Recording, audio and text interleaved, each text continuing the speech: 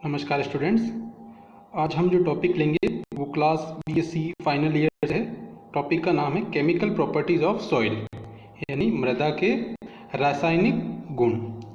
पिछले चैप्टर्स में हमने सॉइल की फिजिकल प्रॉपर्टीज़ के बारे में पढ़ा था, जिसमें हमने सॉइल टेक्सचर और सॉइल वाटर के बारे में बात की थी। आज हम सॉइल के जो केमिकल प्रॉपर्टीज़ है उसके बारे में बात करेंगे। तो सबसे पहले इसमें हम सॉइल सॉल्यूट्स के बारे में बात करते हैं कि जो सॉइल के अंदर जो सॉल्यूट्स पाए जाते हैं वो पार्टली ऑर्गेनिक और पार्टली इनऑर्गेनिक होते हैं, यानी उनकी कुछ मात्रा कार्बनिक पदार्थों से और कुछ मात्रा अकार्बनिक पदार्थों से मिलकर बनी होती है। सॉइल सॉल्यूट्स कार्बनिक और अकार्बनिक पदार्थों से मिलकर बने होते हैं, और ये जो पदार्थ होते हैं वो सामान्यतया वाटर के अंदर सॉल्यूबल होते हैं, यानी जल में घुलनशील अवस्था में ये हो सकते हैं। इसके अलावा जो सॉइल के अंदर सब्सटेंसेस पाए जाते हैं या जो सॉइल के अंदर जो पाए जाने वाले पदार्थ हैं वो अलग अलग रूपों के अंदर पाए जा सकते हैं। जैसे कि जो सॉइल के अंदर जो पदार्थ होते हैं वो बाइकार्बोनेट्स के रूप में हो सकते हैं। इसके अलावा नाइट्राइट और नाइट्रेट के रूप में वो पाए जा सकते हैं, क्लोराइड के रूप में भी पाए जा सकते हैं। और इसके अलावा जो सॉइल के जो सब्सटेंसेस होते हैं वो sodium, potassium, calcium, iron, aluminium और बोरोन के सल्फेट हो सकते हैं। इन पदार्थों या इनके जो है सल्फेट के रूप में सॉइल के जो है पदार्थ पाए जा सकते हैं। तो ये सॉइल में जो पदार्थ पाए जाते हैं उनके अलग अलग रूप थे। इसके अलावा जो सॉइल के अंदर जो ऑर्गेनिक मैटर यानी जो कार्बनिक पदार्थ पाया जाता है या जो क्ले होती है उसके अंदर जो कोलोइड के कण होते हैं यानी जो कोलोइडल पार्टिकल होते हैं वो एसिड रेडिकल की तरह व्यवहार करते हैं। जो कोलोइड पार्टिकल होते हैं वो एसिड रेडिकल्स की तरह व्यवहार करते हैं।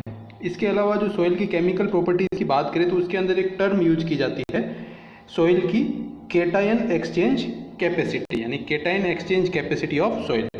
तो इसको हम इस प्रकार से डिफाइन कर सकते हैं कि जो कैटायन एक्सचेंज कैपेसिटी होती है वो सॉइल के अंदर जो कोलोइड्स पाए जाते हैं यानी सॉइल कोलोइड्स के द्वारा जो कैटायन को होल्ड करने की कुल क्षमता होती है उसको कैटायन एक्सचेंज कैपेसिटी के नाम से जाना जाता है, और इसको मिली इक्विवेलेंट्स पर 100 ग्राम इसके अंदर इसको व्यक्त किया जा सकता है। तो ये थी सॉइल की कैटायन एक्सचेंज कैपेसिटी के बारे में। इसके अलावा जो सॉइल का जो सॉल्यूशन होता है, जो कि सॉइल सॉल्यूशन का जो ऑस्मोटिक प्रेशर होता है वो उसका एक बहुत बड़ा इम्पोर्टेंट रोल होता है प्लांट के द्वारा जो पोषक पदार्थ होते हैं उनके अवशोषण के अंदर। प्लांट के द्वारा जो पोषक पदार्थों का अवशोषण किया जाता है वो काफ़ी हद तक सॉइल सॉल्यूशन के ऑस्मोटिक प्रेशर के ऊपर निर्भर करता है। और अगर हम इंडिया में पाई जाने वाली सॉइल के बारे में बात करते हैं तो अगर एसिडिक सॉइल के बारे में बात करें यानी जो अम्लीय मृदा होती है जिसकी पीएच होती है लगभग 4 से लेकर के 4.9 तक, तो इस प्रकार की जो एसिडिक सॉइल होती है उसके अंदर कुछ प्लांट जो हैं वो ग्रो कर सकते हैं। जैसे कि क्वेरकस डाइलेटाटा जो प्लांट है वो एसिडिक सॉइल यानी अम्लीय मृदा के अंदर अच्छी तरह से वृद्धि कर सकता है। इसके अलावा अगर हम स्लाइटली एसिडिक सॉइल की बात करें यानी जो कि कम अम्लीय मृदा है जिसकी पीएच है लगभग 6 से लेकर के 6.5 तक, तो इस प्रकार की जो कम अम्लीय मृदा है उसके अंदर सिद्रस देवदार के जो वन हैं वो पाए जाते हैं। यानी सिद्रस देवदार जो प्लांट है उसके वन स्लाइटली एसिडिक या कम अम्लीय मृदा के अंदर पाए जा सकते हैं। और जो अम्लीय मृदा होती है यानी जो एसिडिक सॉइल होती है उसके अंदर कैल्शियम और मैग्नीशियम जो होते हैं वो नहीं पाए जाते हैं, यानी जो एसिडिक सॉइल है वो कैल्शियम और मैग्नीशियम से डेफिशिएंट होती है। ये दोनों ही एसिडिक सॉइल के अंदर नहीं पाए जाते हैं। और कुछ प्लांट ऐसे होते हैं जो कि सॉइल की जो है क्षारीयता को बढ़ा देते हैं, जैसे कि टेमेरिक्स डायोइका जो प्लांट है, टेमेरिक्स डायोइका और टेमेरिक्स एफिला, ये 2 प्लांट ऐसे होते हैं जो कि मृदा की क्षारीयता या मृदा की जो एल्कलिनिटी होती है उसको बढ़ा देते हैं। इसके अलावा अगर हम हाईली एसिडिक सॉइल यानी बहुत अधिक मात्रा में अम्लीय जो मृदा है यानी जो मृदा है उसकी अम्लीयता बहुत अधिक है, तो उससे मृदा के अंदर कुछ नकारात्मक या नेगेटिव इफेक्ट भी पड़ते हैं। जैसे कि अगर हाईली एसिडिक सॉइल है तो उसके अंदर जो मृदा में पाए जाने वाले कुछ लाभदायक जीव या एनिमल होते हैं, जैसे कि अर्थवॉर्म यानी जो केंचुए होते हैं, जो कि सॉइल फर्टिलिटी या मृदा की उर्वरता जो है उसको बढ़ाते हैं। तो ये जो जीव हैं उनके ऊपर ये जो अम्लीयता का दुष्प्रभाव देखने को मिलता है, या ये एसिडिक सॉइल इन जीवों के लिए हार्मफुल होती है।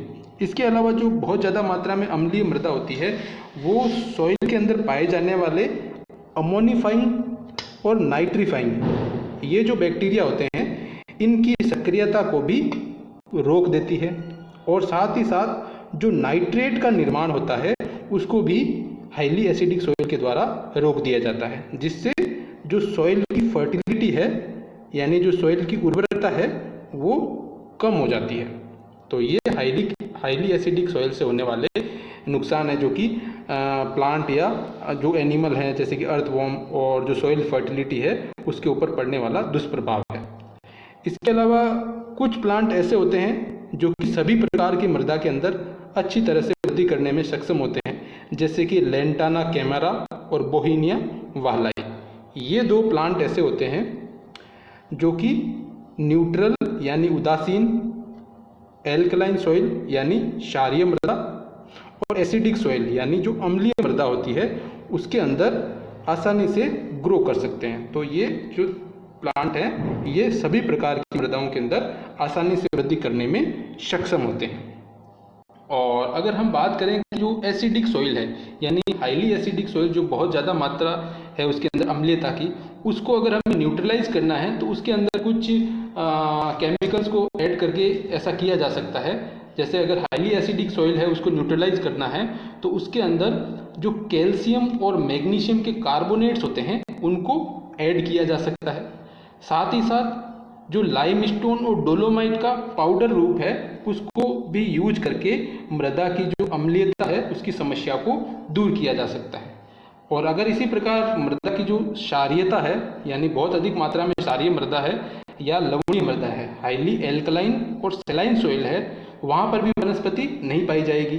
तो इस प्रकार की मृदा को भी न्यूट्रलाइज किया जा सकता है। इसके लिए जिप्सम को ऐड किया जाता है यानी जो कैल्शियम सल्फेट होता है उसको ऐड किया जाता है। तो ये जो जिप्सम होता है मृदा की जो एल्कलाइन सॉइल है उसकी पीएच को कम कर देता है यानी लोअर कर देता है, क्योंकि इसके अंदर जो सल्फर होता है वो सोडियम और पोटेशियम के कार्बोनेट को सल्फेट के अंदर कन्वर्ट कर देता है।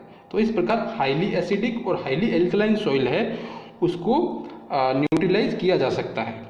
इसके अलावा जो हाईली एल्कलाइन और हाईली एसिडिक सॉइल है वो फिजियोलॉजिकली ड्राई होती है यानी क्रियात्मक दृष्टि से शुष्क होती है।